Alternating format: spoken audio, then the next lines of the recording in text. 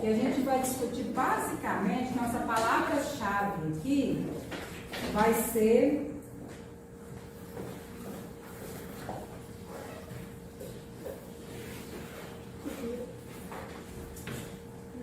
cultura. Então, a partir dessa palavra-chave aqui, cultura, vamos aqui colocar o que a gente pode relacionar com cultura. O que vocês acham? Algumas palavras que estão relacionadas com a cultura ou estudo da cultura, né? Então, para quê? Tanto o para quê, o quanto o que a gente pode, então, ter de relação aí com essa palavra. Vamos lá? Qual palavra? Estado, que dependendo de cada estado, a pessoa tem uma cultura, tipo, a cultura do povo paraense não é o mesmo povo que mora em Goiás, por exemplo. Certo, vamos colocar aqui estado, então. Ou região. Comportamento. Estado, comportamento, né? Crença. Religião. Tradição. Identidade, costume, Perspectiva do história. Espera aí, gente. Eu não escrevo tão rápido, não. Vocês estão colocando naquele, como é que chama aquele do WhatsApp, né?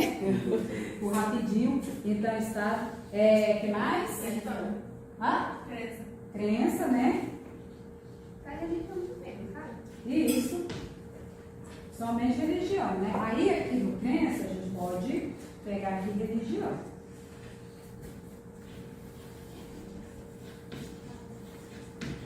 Ou religiões, né?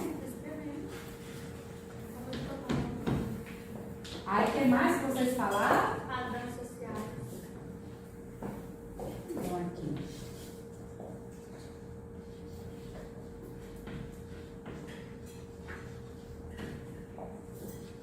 O que mais? Tradição, né?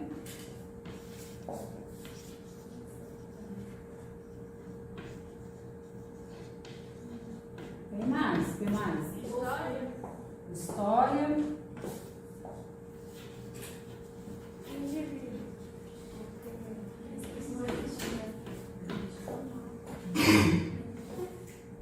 Aí depois o significado de cada um.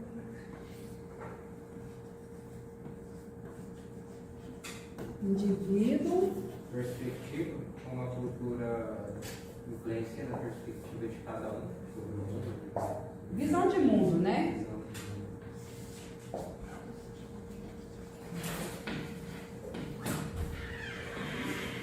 Visão de mundo. Um hábito.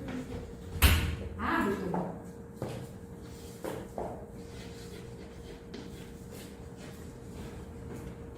O que mais? Comida. A alimentação.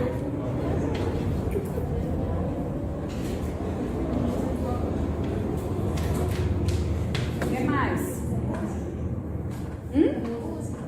Música?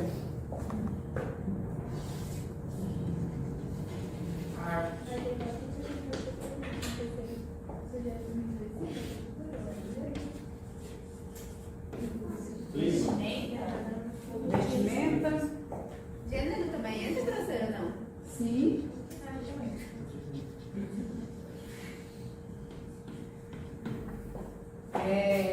Gênero, né? Opa. O que mais? Danças. Clima?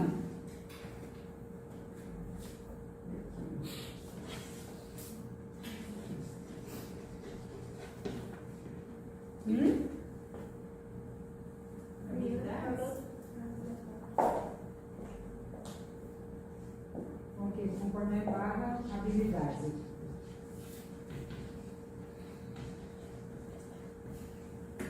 Tem mais? Língua, sotaque, a forma como se comunica. Linguagem, né?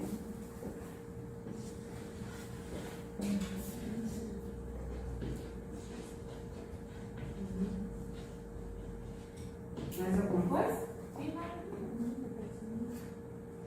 Bom, é bom lembrar lembrando aí, mas eu posso colocar outras coisas aqui, ó.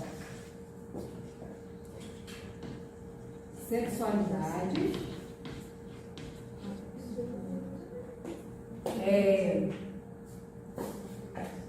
Política. Esporte.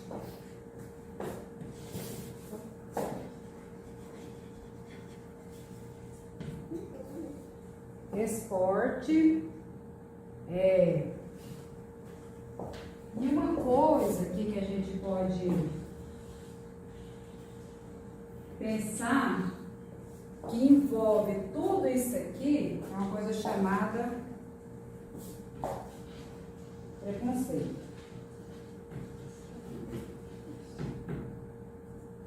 Porque o principal motivo da gente estudar cultura é combater preconceitos, principalmente preconceito. E quando a gente fala de ação cultural, vocês vão ver mais na frente, principalmente quando a gente vai discutir ali Paulo Freire com a questão da conscientização, aí a gente vai falar muito dessa conscientização em relação à questão do preconceito, né? Vocês lembraram de mais alguma coisa aqui que a gente pudesse colocar? Vou colocar um acento, senão fica vindo. Vocês também, vocês não têm alguma palavra que vocês queiram colocar? Alguém mais? Deixa eu ver se eu não estou esquecendo de nada aqui. Comportamento, estado, crença, religiões, padrões sociais, arte, indivíduo, história, alimentação, música, Meditação. Meio ambiente. Agora tem clima, né? Clima, né? Tá. Clima, meio ambiente, a gente pode até colocar aqui. Aí aqui, moralidade?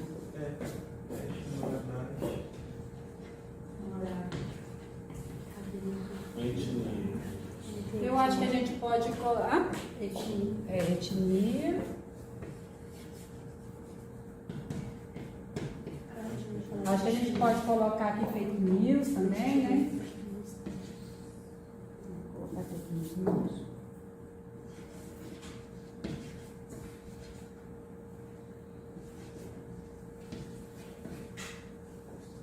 Informação.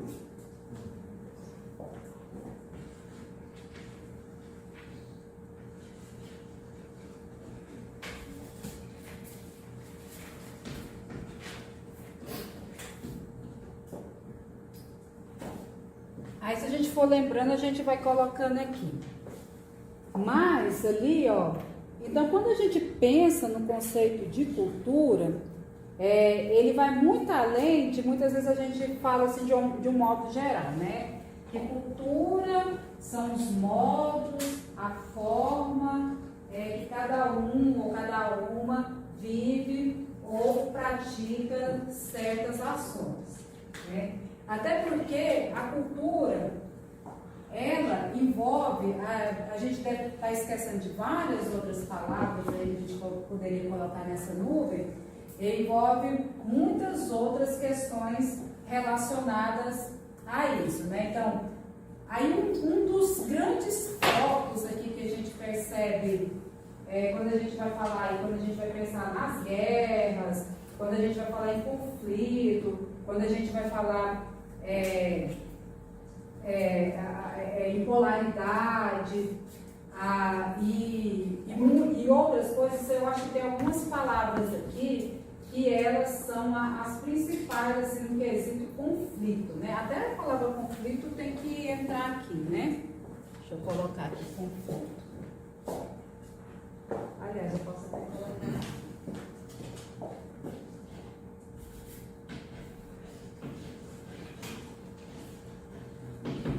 Mas, algumas coisas assim, que mais estabelece essa questão do conflito e do preconceito, está ligado às religiões, está ligado à política, está ligado à sexualidade, O que mais, hein? As artes também. As artes também, mas se a gente for pensar, a etnia também, né? A questão do gênero. Também eu tinha acabado de pensar numa outra palavra aqui, gente. Estigma? Fake news? Não, fake news eu já coloquei, eu era para completar aqui o quadro. Mas então, quando a gente. Vestimenta também? Colocar linguagem. Acho que linguagem. Na linguagem já colocou. Então aqui eu acredito que quando a gente pensa aí na nossa história mundial, nos acontecimentos que foram a civilização. Professora, vestimenta também não vai dizer não? Já está aqui. Não, eu estou falando para na cadeia vizinho como um dos conflitos. Ah, tá, peraí.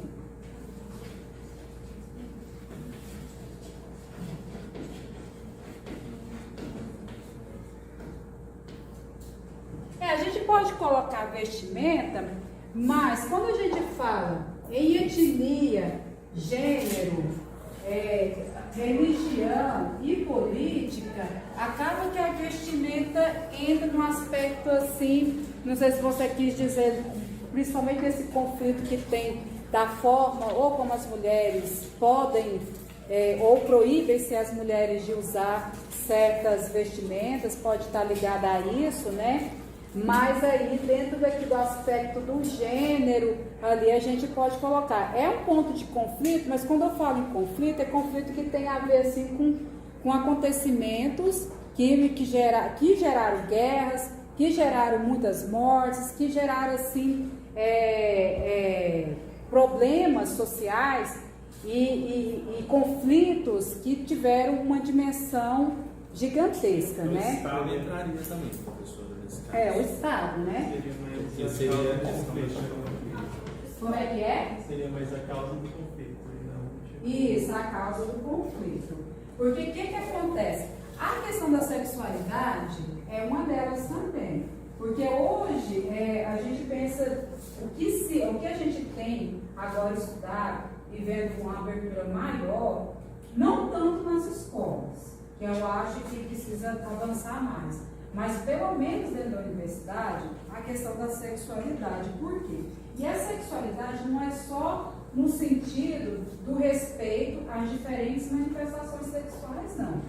É também em relação aos abusos sexuais, que aí sim está relacionado, inclusive, com a questão do pensamento aí de que certas roupas a mulher não pode usar, porque se ela está usando certas roupas, ela está pedindo para ser abusada, né? Todo aquele discurso que a mulher, numa festa, ela não pode beber, porque ela está pedindo para ser abusada. Então, certos estigmas, preconceitos que tem em relação à forma como a mulher se comporta, e que isso pode trazer, e que no discurso preconceituoso fala que a mulher não pode agir dessa forma, porque se ela sofre algum tipo de violência, a culpa é dela, né? Então, isso é uma das causas. E aí a gente tem também a questão da sexualidade, da forma como as pessoas também manifestam, ou das diferentes sexualidades que são manifestadas pelas pessoas, né? E que aí a gente tem muitos tabus em relação a isso. E quando a gente fala em sexualidade, a sexualidade também é um fenômeno, quando a gente pega ali o Foucault, um autor que vocês vão ouvir falar, quem não ouviu falar vai sempre ouvir falar dele, ele tem um conjunto de 3 livros, né, Foucault morreu já tem algum tempo, que fala sobre a história da sexualidade, como que a sexualidade ela interfere nos nossos aspectos sociais.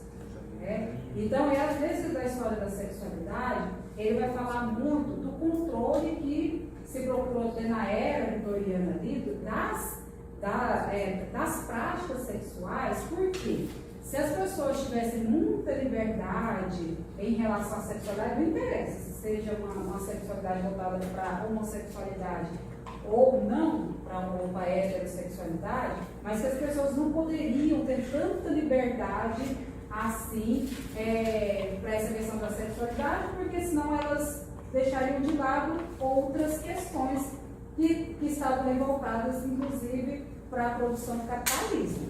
Então, assim, a gente não vai adentrar muito, porque isso é muito pano para manga para poder adentrar, mas a sexualidade tem, esse é um dos viés ali que interfere, inclusive, em toda uma estrutura.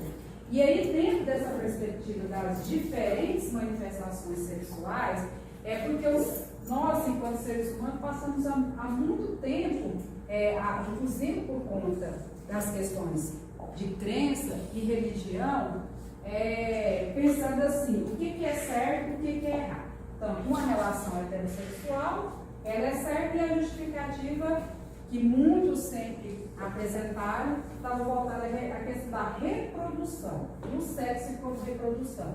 Então, é natural só a pessoa do sexo masculino com outra pessoa do sexo feminino, porque a partir daí você poderia, então, alimentar a natureza do sujeito humano, ou da vida humana, ou da natureza, né? Que é a capacidade aí de reprodução, e que aí as coisas, os estudos, a gente vai avançando, evidentemente, e aí que a gente vai percebendo que há outras perspectivas em relação a isso, né? Que a natureza humana, ela não é tão objetiva.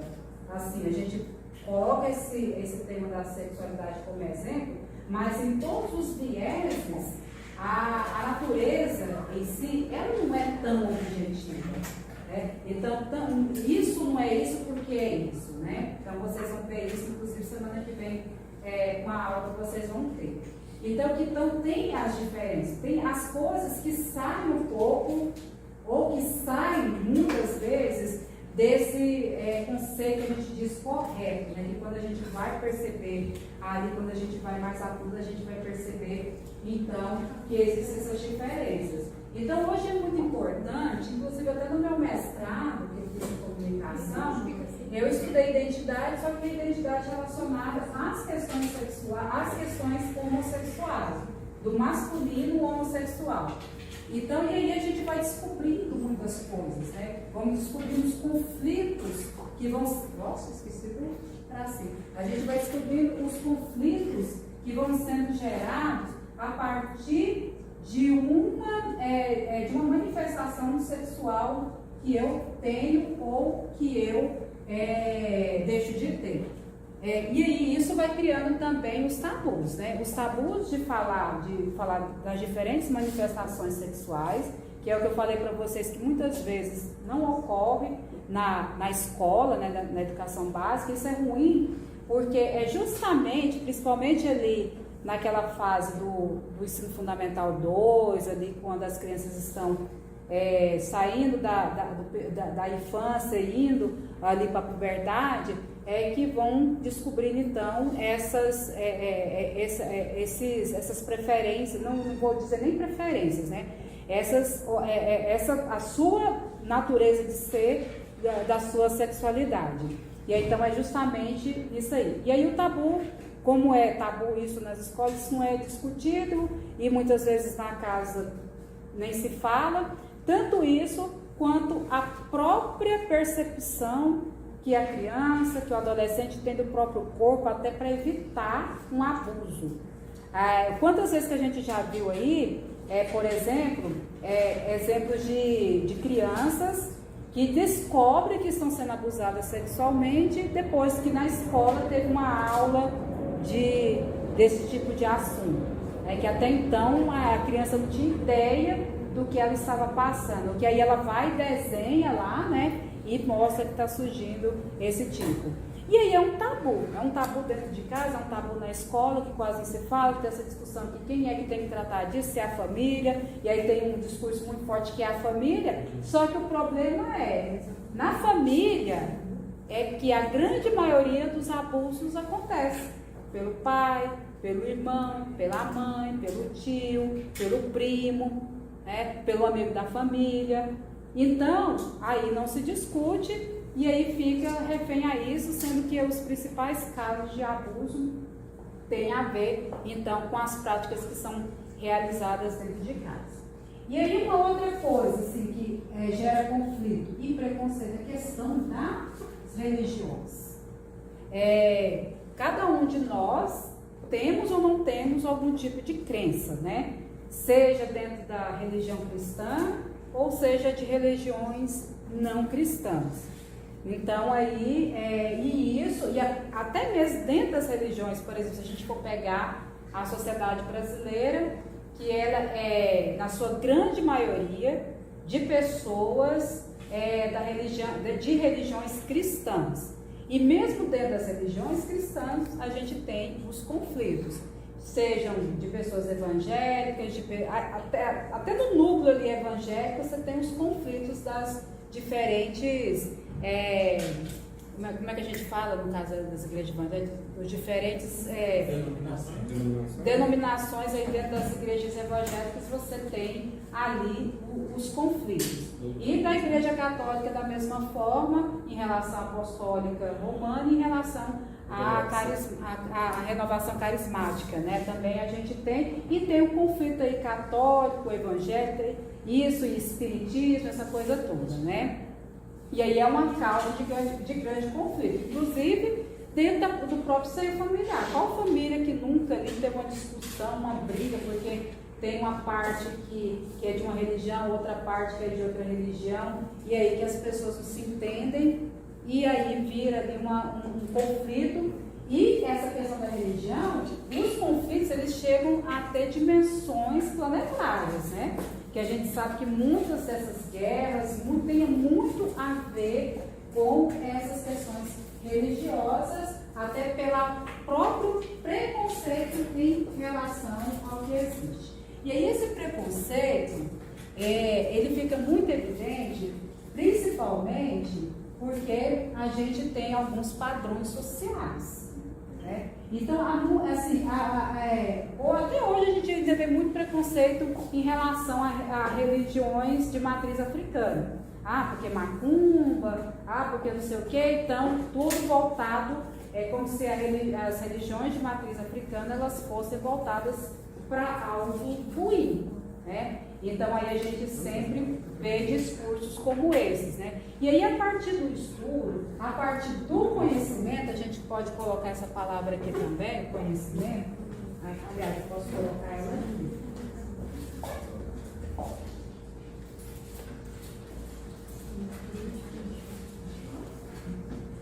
Então a partir do conhecimento, quando a gente percebe, quando a gente sai da nossa zona do conforto, o que a gente conhece e passa a respeitar o outro, a gente consegue então viver de uma forma mais harmônica e com menos conflito. E aí isso não quer dizer que eu tenha que passar para a religião do outro, ou que eu tenha que aceitar a religião do outro. Isso quer dizer que eu tenho minha religião ou não tenho minha religião, né, considerando pessoas que não têm religião, mas que eu tenho que respeitar a religião do outro, independente de que religião for. Se for religião cristã, se for religião não cristã, então que eu tenho que respeitar a religião do outro, porque essa religião construída pelo outro tem muito a ver com a sua própria história, né? Com a sua própria história e com a sua tradição de vida e com a história da sua família. Então aí quando a gente passa a entender que existem diferentes religiões e que a gente pode respeitar cada uma delas sem deixar de acreditar no que a gente acredita, então isso a gente diminui também os conflitos. Então aqui, o estudo da cultura é também para a gente falar de religião e falar de que forma que a gente pode fazer, entender uns aos outros e respeitar as suas crenças, né? Então, e aí a busca que a gente tem, que a gente faz, que a gente tenta na universidade, é tentar mostrar essas diferentes religiões, inclusive as que são menos conhecidas, e respeitar. E também afirmar a questão do respeito às religiões. A gente sempre vê muitas críticas, e é claro, com muita evidência, principalmente voltadas à religião, à Igreja Católica, né? Que realmente no passado e até hoje, né, se a gente for pensar em alguns casos, né, a gente vê muitos erros, muitas atrocidades cometidas. Mas é a própria, e aí a gente vai falar muito sobre dinâmica cultural, né? Mas a própria dinâmica cultural foi melhorando essas ações propostas até pela própria igreja, que foi revendo seus conceitos, e aí algumas coisas ali a gente vê que tem mudado ali de uma forma mais positiva. E a gente compreendeu o seguinte, até para quem não tem religião, que muitas vezes a crença, ela é uma ação muito importante para o indivíduo.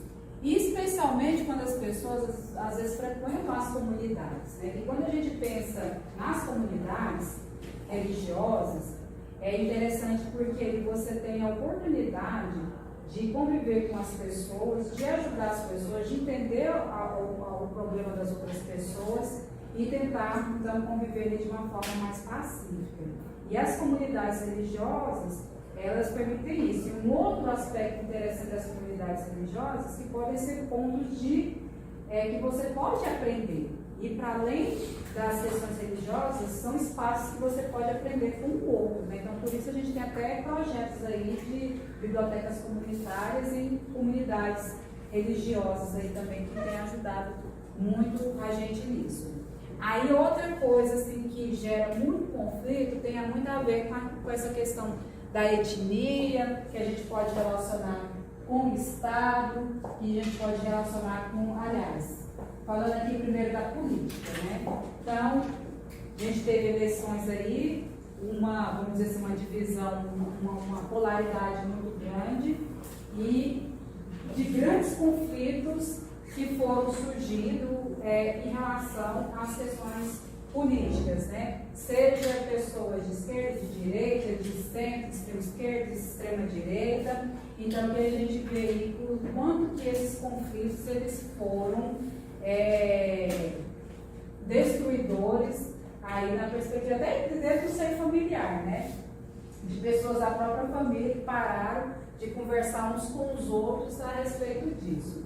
Mas uma coisa assim que chama atenção quando a gente pensa em discutir política e também religião, eu acho que esses dois pontos aqui, isso que eu vou falar, eles têm muita coisa a ver, é quando a gente fecha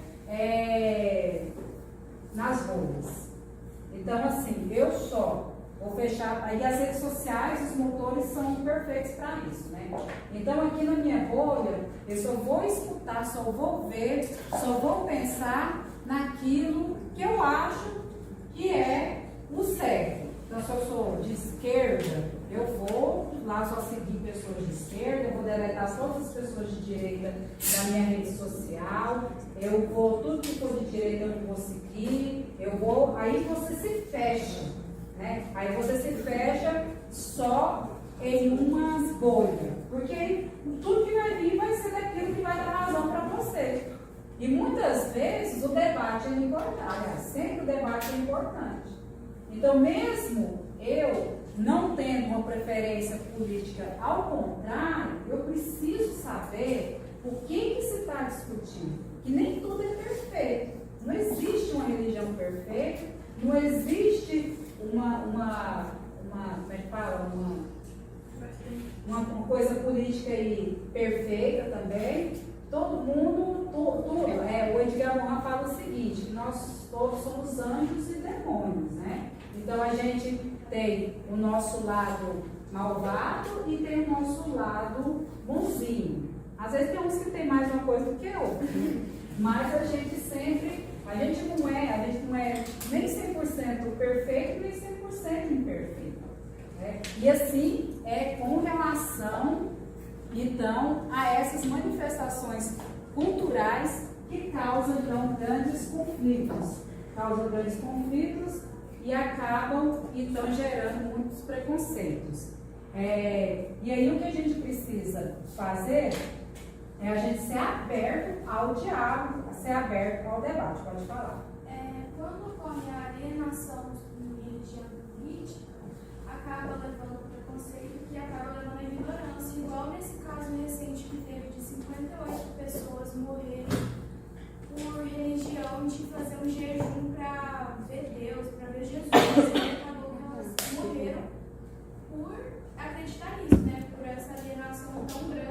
acaba levando a ignorância da pessoa não ver o que é certo, o que é errado, ou o que é uma coisa boa, É isso aí, essas coisas a gente já viu muitos exemplos disso, inclusive suicídios, né? Inclusive suicídios cometidos a partir de alguma questão como essa. Os homens bombas, por exemplo, né, que são ali colocados, então eles têm uma crença muito forte de que aquele ato que eles estão sujeitos a fazer, que eles vão fazer ali na sua vida pós-morte, eles vão ter ali uma certa recompensa, né, por isso. E assim, e aí essa questão da religião, principalmente quando a gente vai em outros países assim, que tem esse, bom, que aí os próprios países ultimamente, esses países que existe um preconceito em relação à etnia, em relação a essas pessoas, né, e aí tem filme, tem muita coisa que mostra ali o quanto que pessoas lá, muçulmanas, sofreram preconceito, porque, se é uma pessoa muçulmana, então é um terrorista, né? Então sempre relacionando a pessoa, a etnia, ela a isso, sem entender e sem procurar saber, só agindo por puro preconceito, né? Então tem os extremistas, mas aí a gente já vem percebendo assim que nem todos agem da mesma forma, às vezes usando até o mesmo livro santo que eles usam, né? Então que aí as interpretações são de um jeito e as interpretações são de outro. A própria Bíblia mesmo é um exemplo disso, né? Que ali você tem as pessoas que interpretam, as religiões que interpretam as coisas que estão na Bíblia de diferentes formas, né? Então, e aí que foi um conflito, por exemplo, que foi já na época do Martim Lutero, né? Do Martim Lutero, que até então a Bíblia não era traduzida, né? Então as pessoas só tinham a referência da Bíblia a partir do que os religiosos, os discursos dos religiosos, e aí a ideia do Martim Lutero, não, vamos traduzir, porque as pessoas vão poder ler e elas entenderem do jeito que elas entenderem o que a palavra sagrada estava dizendo, né? Que foi então essa revolução aí, que foi da tradução da Bíblia, que as pessoas passaram a ter a oportunidade de ler por elas mesmas, né? Então que gerou um conflito muito grande na época, né? Então, e aí, quando a gente fala, principalmente dessas questões políticas que eu estava falando para vocês, das bolhas, porque isso foi o que aconteceu, então as pessoas achavam assim na época da política, né? Meu problema vai ser resolvido eu deletando essa pessoa aqui da minha rede social. E aí as bolhas foram só fechando. Então, quando você analisava, a pessoa só recebia um lado da situação, não recebia o outro lado. E aí, o que a gente precisa fazer com isso? A gente precisa estar aberto ao diálogo e, quem sabe, enganar as bolhas, né? Então, tentar acompanhar pessoas de todas as maneiras, de diferentes manifestações políticas, até para você entender o outro lado, até para você conseguir ter um discurso, se você tiver um discurso firme a respeito de algo que você pensa, você ter até como discutir com essa pessoa. Também fazendo um ponto, a gente tem mais uma informação que nem foi no sobre as outras coisas que acontecem ao redor, principalmente na política, quanto nas religiões, como você falou. Por exemplo, o povo que é de esquerda tem uma percepção maior sobre o que o povo da direita defende, o que eles estão querendo lutar, ou pelo menos tentar compreender sobre o que eles querem dizer, tanto quanto da direita da esquerda. Isso. Tem até um livro lá do A Arte da Guerra, até fala, né, que você tem que conhecer o inimigo, né, a partir de algum momento, e não assim no sentido de inimigo, mas é no sentido também de saber o que leva as pessoas a acreditarem ou a defender certos pontos de vista, certos tipos de políticas, né? Então, aí pensar nisso. E aí o que a grande maioria das pessoas, uma boa maioria das pessoas, vou dizer a maioria, que um bom número de pessoas fizeram foi se fechar do outro. Então, assim, por mais que tinha uma coisa assim que ficava muito evidente ali de certos, essas pessoas se fechavam ali, e ali não, aquilo falou que era de direita ou de esquerda, eu não vou escutar. né? Eu não vou escutar porque a minha verdade, e até o medo da sua própria verdade ser abalada. E que as pessoas têm esse medo também, da sua própria verdade ser abalada, ser questionado a partir da sua própria verdade. E aí quando a gente pensa em nós, né, profissionais aí, pessoas bibliotecárias, nós somos um tipo de profissional, aliás, todos os profissionais devem, todas as pessoas na verdade devem ser assim, mas principalmente quem é da área de biblioteconomia, né, que é formada nessa área, sempre tem que desconfiar. Sempre tem que questionar. Sempre tem que questionar.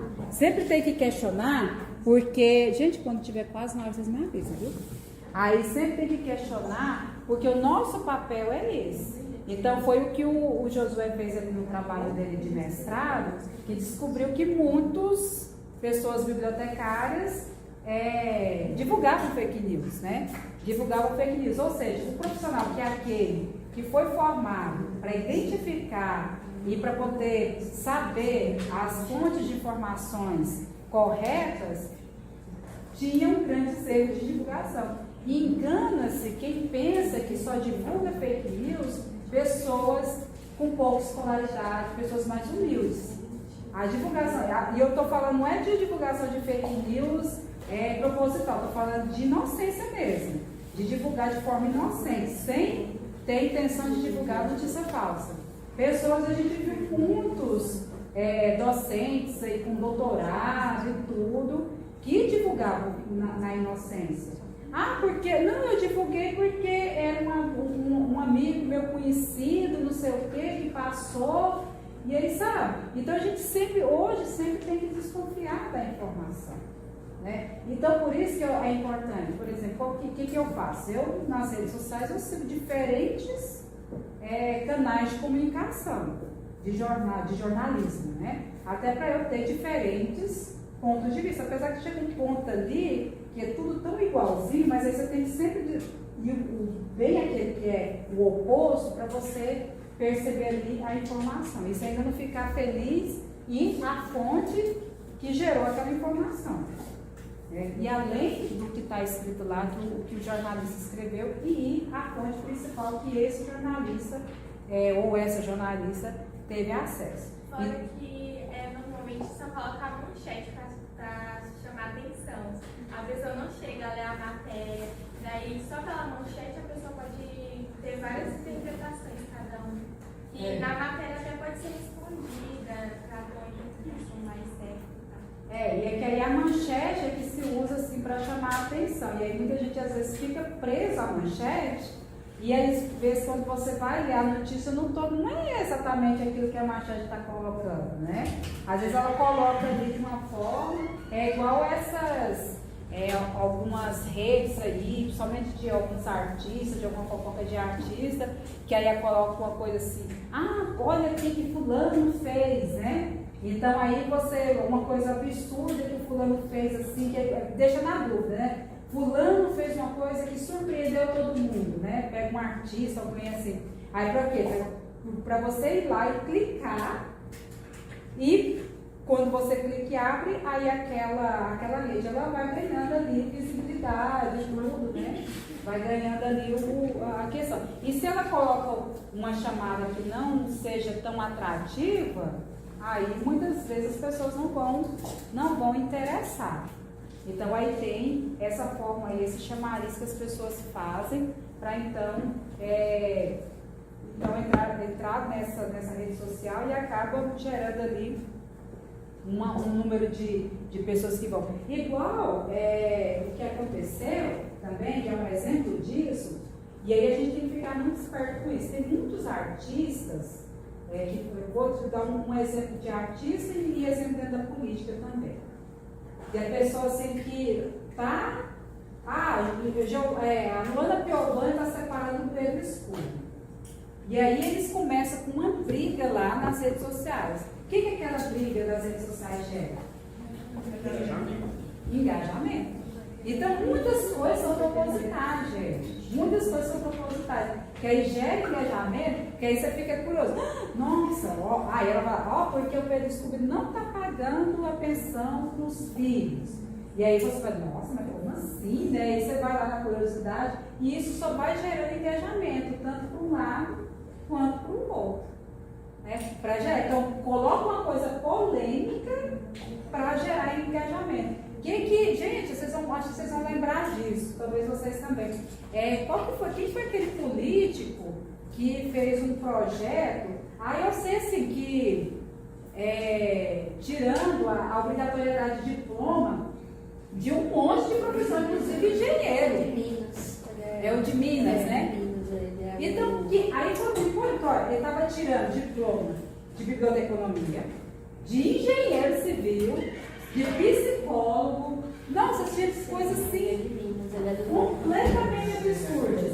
Mas aí a gente começou a discutir num grupo de pessoas bibliotecárias, né? E aí, eu teve um dia que eu falei assim, nossa, vou escrever, né? Eu fui lá para ver, para tentar descobrir, comecei a tentar pesquisar para descobrir a rede social. Eu falei, gente, peraí, isso não tá certo não. Porque como que uma pessoa, porque eu comecei, quando eu li lá o projeto de lei, quando eu vi a quantidade de profissão que ele estava ali no projeto falando que ia tirar, eu falei assim, gente, isso está muito esquisito. O que esse político ele queria? Ele era final de mandato, aí Partido Novo lá em Minas. E era o último dia do mandato dele, ele colocou esse projeto. Era só mesmo para engajamento. Mesmo de forma negativa, se você acessa, se você escreve, o cara ganha engajamento, o cara passa a ser conhecido. Né? Aí o cara passa a ser muito conhecido. Então, a gente tem que ficar muito atento a isso. Aí vocês veem que não é só a questão da divulgação ou não de fake news. É a questão também da divulgação desse tipo de questões. Então, aqui, ó, quando a gente fala, então isso aqui entra, a questão da comunicação, já tinha colocado aqui? Só informação. Não, só informação. É só informação, né? Então, informação e comunicação, né? Então, aqui, ó. É interessante, professora, só fazendo um adendo aí à sua fala, que nesse contexto de redes sociais, nesse contexto de informação, de mídias, os dados que nós colocamos, eles são extremamente necessários para esse fluxo de informações. Quando a gente fala, ontem mesmo eu estava dando uma palestra da USP, eu achei muito interessante isso, porque a gente estava falando, a professora estava falando sobre inteligência artificial, né? Sobre esses mecanismos de inteligência artificial e como isso poderia impactar na vida do ser humano, né? O que a gente deveria utilizar como ferramenta. E a primeira coisa que ela falou assim, olha, esses organismos eles não vivem sem dados, né? Sem informações. Então, e essas informações surgem de onde? De onde elas vêm, né? Nós que geramos essas informações. Nós damos para eles essas informações para que eles possam fazer essa truncagem desses dados e gerar uma nova informação ou gerar uma informação já repetida, né?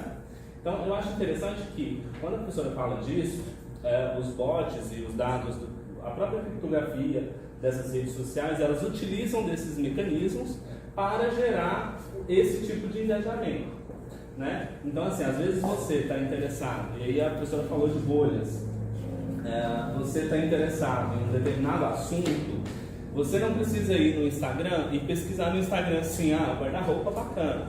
Não, você pode ir no Google, pesquisou guarda-roupa.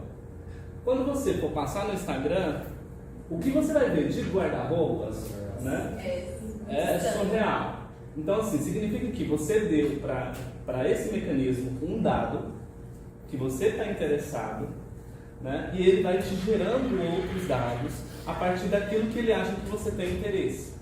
E aí, às vezes, nós ficamos indignados com uma situação, e aí isso revolta muita gente, né, quando fala questões políticas, né, algumas questões ali, religião, e aí você fica revoltado com aquilo, você quer contrapor aquela situação. E às vezes aquela contraposição da situação, onde você interage com aquilo, não aceito, vou comentar, eu vou gerar uma nova informação aqui. Isso gera mais engajamento ainda, ou seja, vai mostrando, e no Facebook isso é muito mais evidente. No Twitter também, quando você comenta alguma coisa, gera para seus seguidores aquilo que você comentou. E aí a pessoa que não via aquela informação, agora ela passa a ver aquela outra informação. E nem sempre as pessoas recebem uma informação da mesma maneira que a outra, porque somos sujeitos culturais e tudo interfere nesse mecanismo, né? Como nós identificamos e lemos o mundo. Então a mesma informação e a mesma criticidade que eu tenho a receber uma notícia, ao ver uma imagem, é diferente da que o Rafael tem, né? Porque nós somos sujeitos culturais e temos uma série de outros elementos para ler uma informação, para lidar com um certo tipo de ação ou informação ou reação sobre as coisas. Então isso é interessante porque na faculdade, nessa disciplina e nas outras disciplinas, a gente vai transformando esse pensamento crítico para lidar com essas situações. E sermos tão inteligentes quanto, não dá para competir, mas para usar esses mecanismos como ferramentas de auxiliar a nossa ação, o nosso trabalho. Não para competir, né? Não dá para competir, mas sim para criar essa forma de auxílio ao nosso trabalho, a facilitar a vida humana e não ser substituído por isso. Tá? É isso. Muito bem, obrigada, Josué. Então, assim, quando a gente vai pensar em conversar com as pessoas, em dialogar, em fazer um debate, e às vezes a gente encontra uma pessoa assim que você não tem muito essa questão das ideias, você não é muito afeito às ideias que essa pessoa coloca, a gente tem que pensar o que está por trás, né? O que está por trás?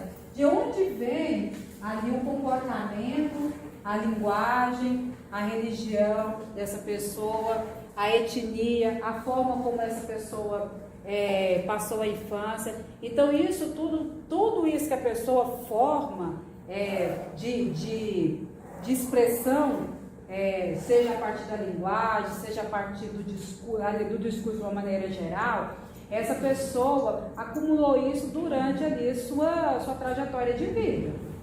Então a gente precisa entender isso. E aí, para além disso, a gente, a partir das nossas trajetórias de vida, a gente também tem que temos que estar abertos a outras informações, a colocar o nosso conhecimento, as nossas crenças sob também vamos dizer assim, sobre avaliação, que é aí o que a gente chama de competências informacionais, que é o que a gente chama de consciência informacional. Porque, como eu falei, tem muita gente que tem medo. Então, quando a pessoa vai lá nas suas redes sociais, por exemplo, e deleta todo mundo que ela não acredita que seja ou da mesma religião, ou do mesmo pensamento político, o que essa pessoa está fazendo? Ela está excluindo o discurso oposto. E quando a pessoa exclui o discurso oposto, ela não está aberta ao diálogo, ela não está aberta ao debate. Não está aberta a pensar, a refletir o que leva aquele sujeito, aquela pessoa a pensar diferente do que ela pensa.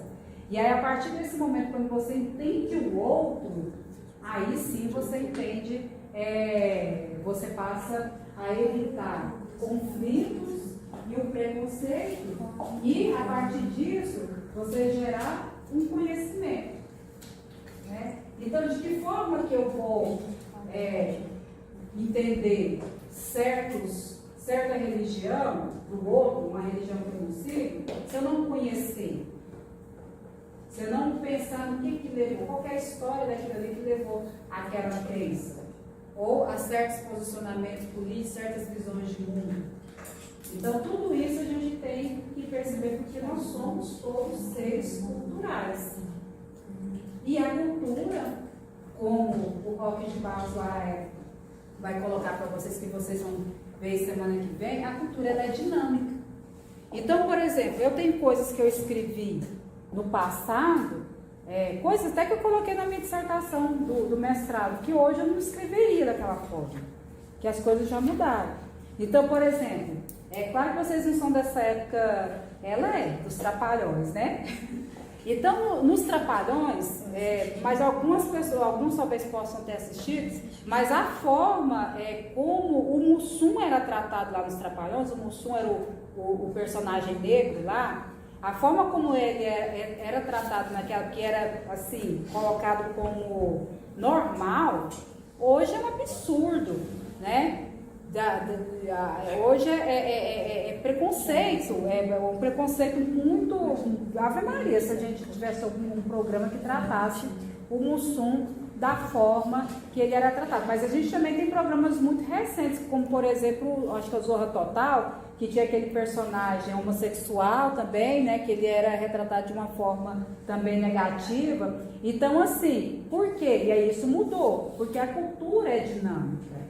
Que aí a gente começa a perceber que a forma como a coisa era escrita, era falada, ofendia as pessoas, machucavam as pessoas, não fazia bem para a comunidade, porque relacionava o negro, a pessoa suja, a pessoa, como é que falava, o bebum, né, que o Mussum, o personagem ele bebia muito, e que aí fazia chacota pela cor dele, né, e tudo mais. E que hoje isso não é aceitável, porque isso as pessoas se machucam com isso.